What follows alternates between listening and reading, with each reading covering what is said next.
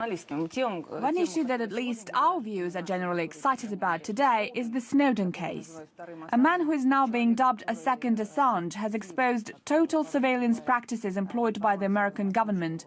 There are two sides to this story. On the one hand, that was classified information, which makes this man a traitor. But on the other hand, the information he has leaked is of crucial importance, primarily for the American public and for the world in general. What do you think of that? He told us nothing we didn't know before. I think everybody has long been aware that signals intelligence is about surveillance of individuals and organizations. It's becoming a global phenomenon in the context of combating international terrorism, and such methods are generally practicable. The question is how well those security agencies are controlled by the public. I can tell you that, at least in Russia, you can't just go and tap into someone's phone conversation without a warrant issued by court. That's more or less the way a civilized society should go about fighting terrorism with modern-day technology. As long as it's exercised within the boundaries of the law that regulates intelligence activities, it's all right. But if it's unlawful, then that's bad. Mr. Obama said rather gaudily that you cannot have 100% security while maintaining 100% privacy. Yes, you can. I'd like to reiterate, you do have to obtain a warrant for specific policing activities domestically. So why shouldn't this requirement be valid for intelligence agencies as well? It can and it should. As you probably know, it isn't Snowden or Syria or Turkey that's been top news in Russia this week. It's your divorce everybody has been talking about. Both yourself and Mrs. Lyudmila Putina explained it at length when you spoke to the press after a ballet performance, but a few questions still remain. I wonder about the religious aspect of your divorce, and this is something many people are questioning at the moment.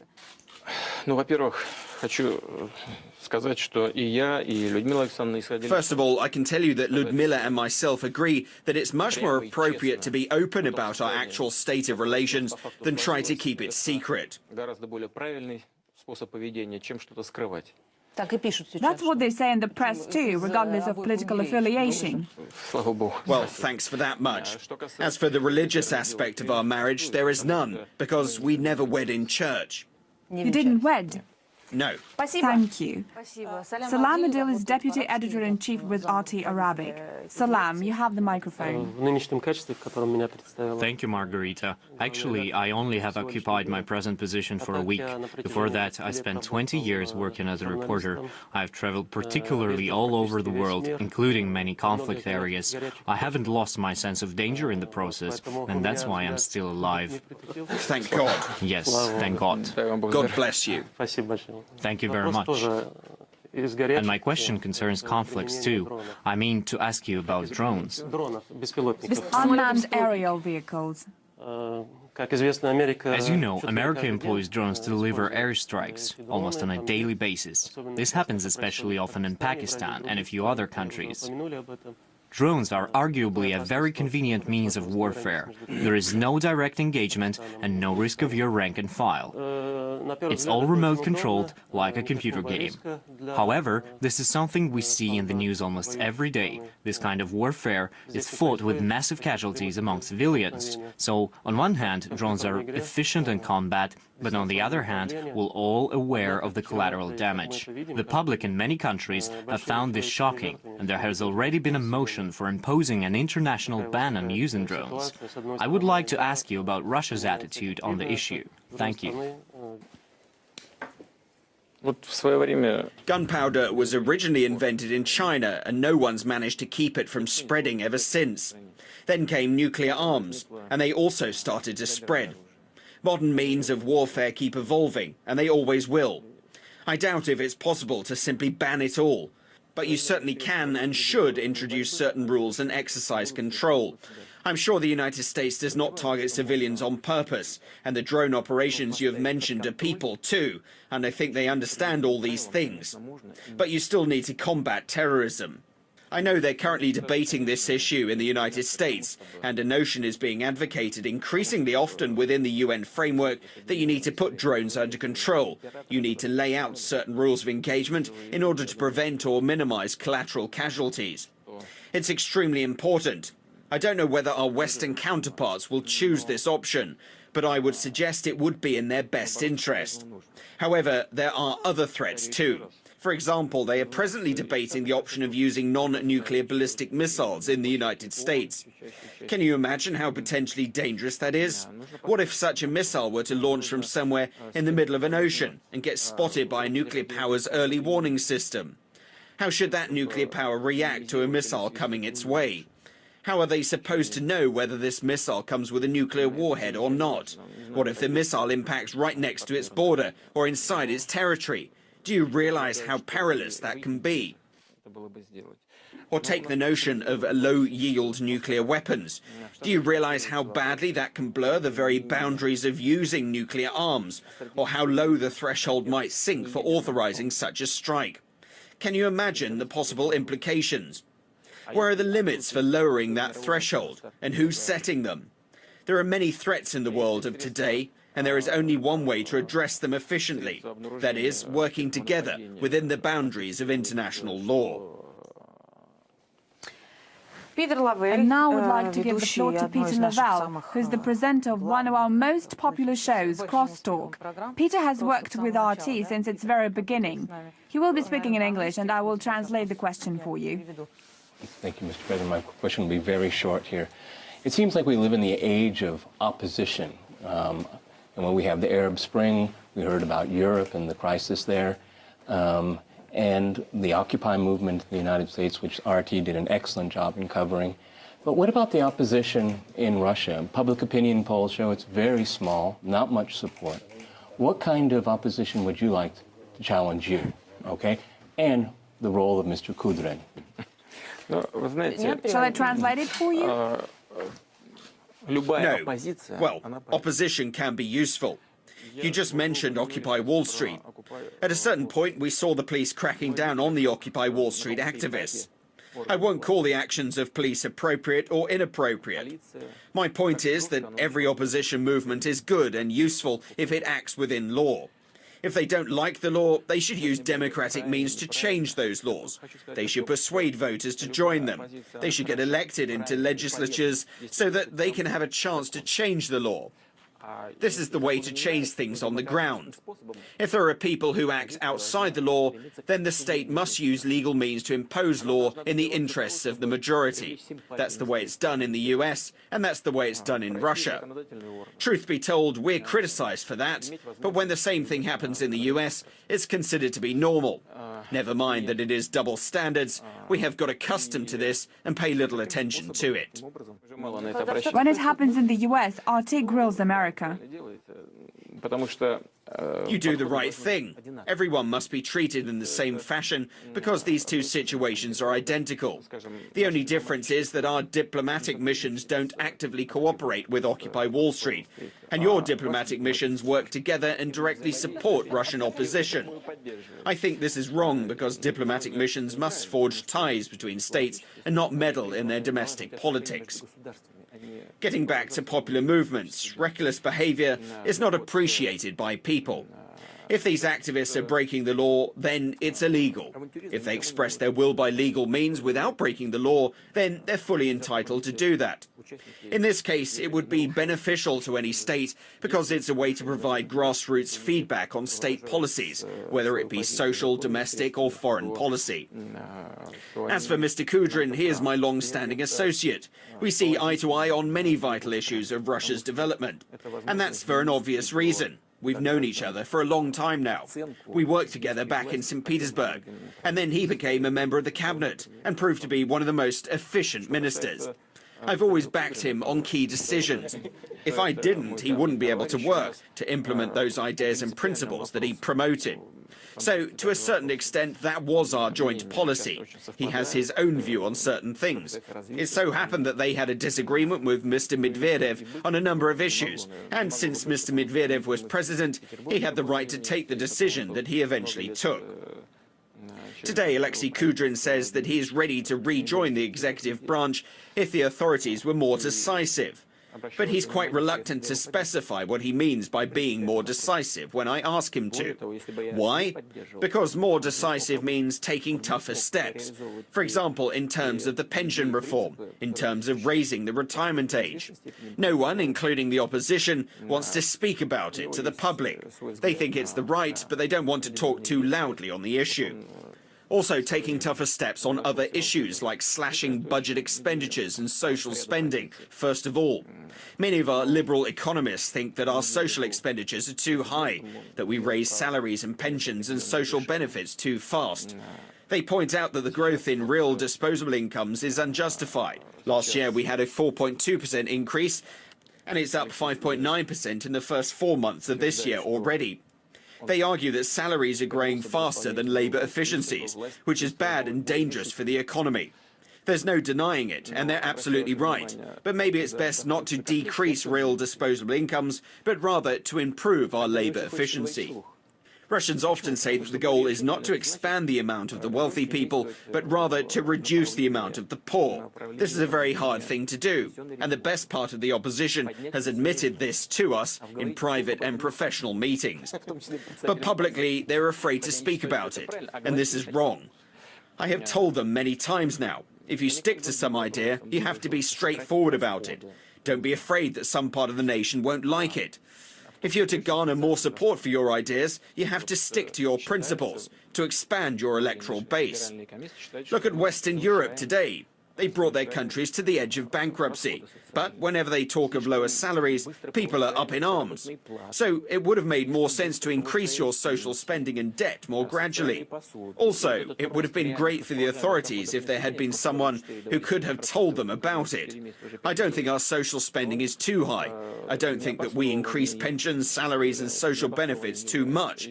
But generally, Mr. Kudrin and other people like him have a point to make, and we need to listen to them. It's very useful. So I believe that an opposition that has the national interests at heart will be in demand. Next question is from Oksana Boyko, the presenter of our new show. She moved into presenting after several years of reporting for RT. She too went to many war zones. Мне, собственно, хотел задать вопрос, наверное, в продолжении вашего предыдущего ответа. My question is a follow-up to your previous reply concerning principles and a principled position. I would like, however, to apply these notions to the Iranian issue. Iran will be holding a presidential election soon. I know that Russia doesn't like to meddle with domestic politics of other countries. That's why my question would be as general as possible. It's more of a philosophical kind. To me, Iran is a great example of how you can create extreme tension in mutual relations by blowing out of proportion some insignificant differences. The Iranian nuclear issue that everyone's been talking about for the last decade basically relies only on some vague suspicions which year after year have been dismissed even by Americans themselves. But that rhetoric has ignored the fact that Iran has been compliant with the non-proliferation regime by 99 or even 100%. The mainstream focus is on suspicions, but at the core, as I see it, is the relationship between the US and Iran. Tehran is partially to blame for the tension build-up, but the root of the problem is the stance of Washington, their signature foreign policy principle, friend and foe divide, meaning that if you are not their ally, you are their enemy. And it seems that the level of tolerance to dissent is quite low, and when it drops too much, we see threats of war based on groundless suspicions, as is the case with Iran, or assistance to war, as is the case with Syria. Russia has a good record of avoiding tension in relations with other countries. Your public statements indicate that you know the cost of enmity, or rather open confrontation. However, I believe that Russia and the US have ideological, fundamental differences on the use of force in particular that no private meetings can resolve. It all stems from the national idea of the US. They believe they have a higher responsibility, which is actually just a bigger right. So where is the line for you between avoiding an all-out confrontation that could have an impact on Russian security and maintaining our principled position, which could too be critical to our security? I didn't quite get. Was it a punch at the US or Iran? She's our tough guy. A response to your question could take hours. It's so complex.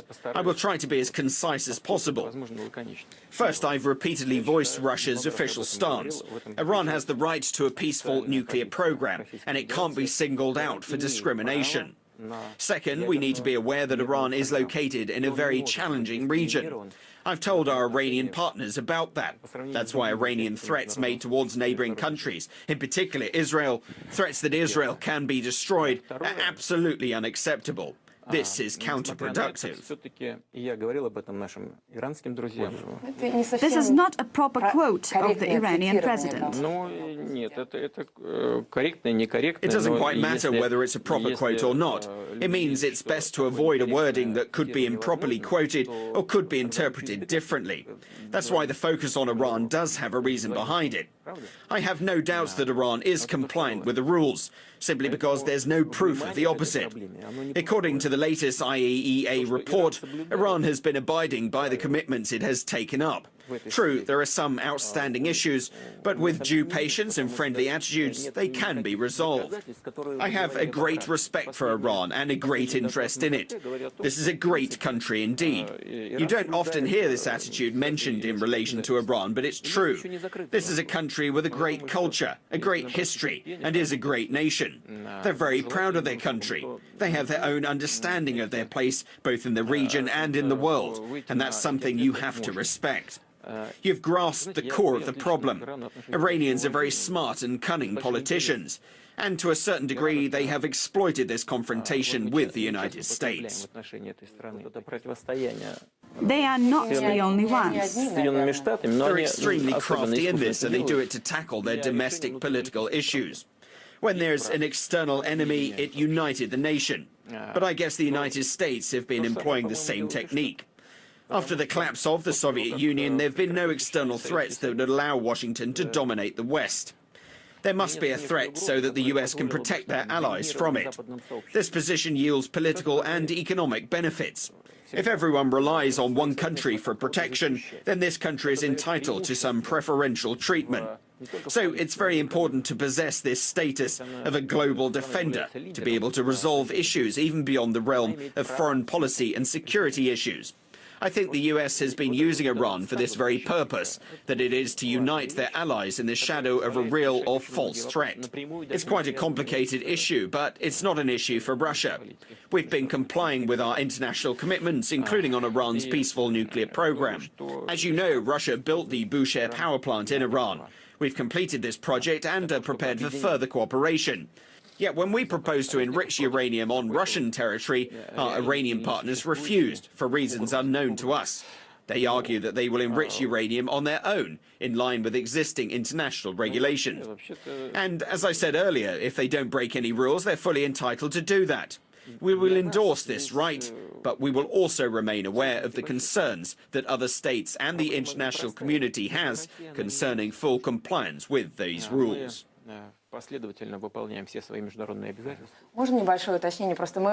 Can I clarify something? The thing is, I was asking you not only about the US-Iranian relations, but also about the US-Russian relations. Would you agree that we have fundamental ideological differences on key issues of international law? So right on the eve of my meeting with Barack Obama, you're pushing me to make some serious statements. It's a very important issue. If the country thinks it has more rights than others... I thought you wouldn't notice my deviation, but you did. Indeed, you are very persistent. To date, we don't have any significant ideological differences, but we have fundamental cultural differences. Individualism lies at the core of the American identity, while Russia has been a country of collectivism. One student of Pushkin's legacy has formulated this difference very aptly. Take Scarlett O'Hara from Gone with the Wind, for instance. She says, "I'll never be hungry again." This is the most important thing for her. Russians have different, far loftier ambitions, more of a spiritual kind. It's more about your relationship with God. We have different visions of life. That's why it's very difficult to understand each other, but it's still possible. That's why there's international law to create a level playing field for everyone. The US is a very democratic state, there's no doubt about that, and it originally developed as a democratic state. When the first settlers set their foot on the continent, life forced them to forge a relationship and maintain a dialogue with each other to survive. That's why America was initially conceived as a fundamental democracy. With that in mind, we should not forget that America's development began with a large-scale ethnic cleansing, unprecedented in human history. I wouldn't like to delve so deeply into it, but you're forcing me to do it.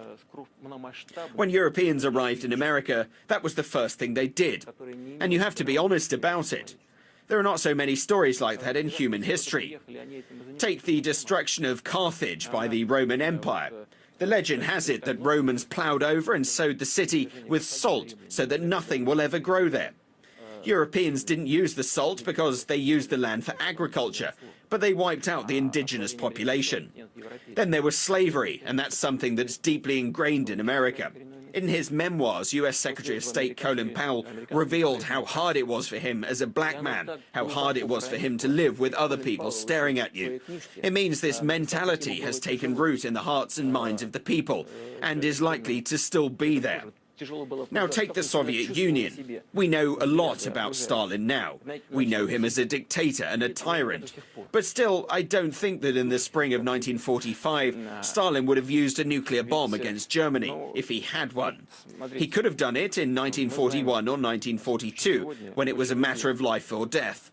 But I really doubt that he would have done it in 1945, when the enemy had almost given up and had absolutely no chance to reverse the trend.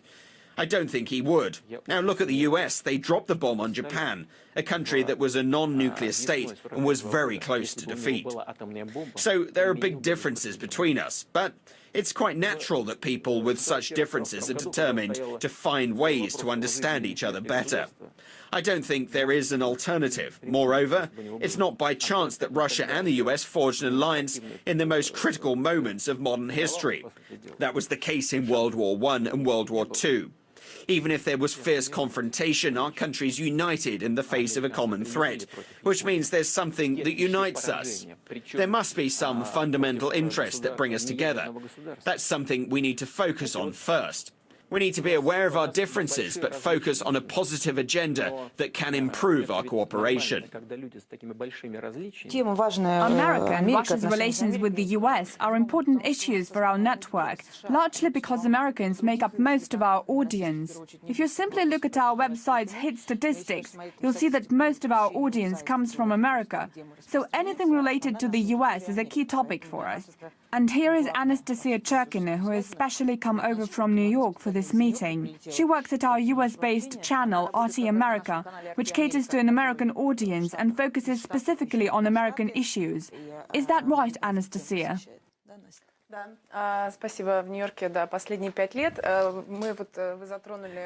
Yes, thank you. I've lived in New York for the past 5 years. You have mentioned the fundamental differences as well as the common features that Russia shares with the United States. I would like to go back to our diplomatic relations and the present issues of international law.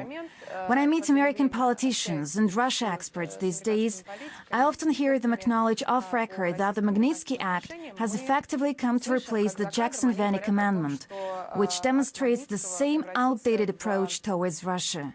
As we know, when Barack Obama met with Mr. Medvedev during the summit in Seoul last year, he made some hints, saying he would have more flexibility after re-election. I see you guys just don't get off their backs, do you? This is the last question, I promise. This always happens. Obama hinted that it would be easier for him to cooperate with Russia. However, that is not what we're seeing today. We've already touched upon many of our remaining issues with the US. Why do you think the reset has not worked? And can it ever take place in the first place as an equal, reciprocal process? Or is it that Russia is always expected to sacrifice its national interest? Any state pursues its national interests, and the US is no exception. What's unique here is that the collapse of the Soviet Union left America as the world's single leader. But there was a catch associated with it, in that it began to view itself as an empire. But an empire is not only about foreign policy, it's also about domestic policies. An empire cannot afford to display weakness, and any attempt to strike an agreement on equitable terms is often seen domestically as weakness. But the leadership cannot afford to display weakness due to domestic policy considerations. I think that the current administration realizes that it cannot solve the world's major issues on its own. But first, they still want to do it. And second, they can only take steps that are fit for an empire. Domestic policy considerations play a huge role. Otherwise, you would be accused of weakness.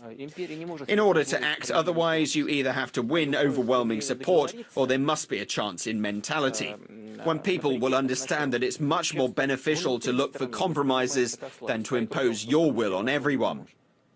But it certainly takes time to change those patterns of thinking in any country. In this case, it's the US. First and foremost, this change should take place in the minds of the ruling elite, in the broad sense of this phrase. I don't think that it's impossible. I think we've almost come to that point. I very much hope we'll reach it soon. Thank you, Mr. Putin.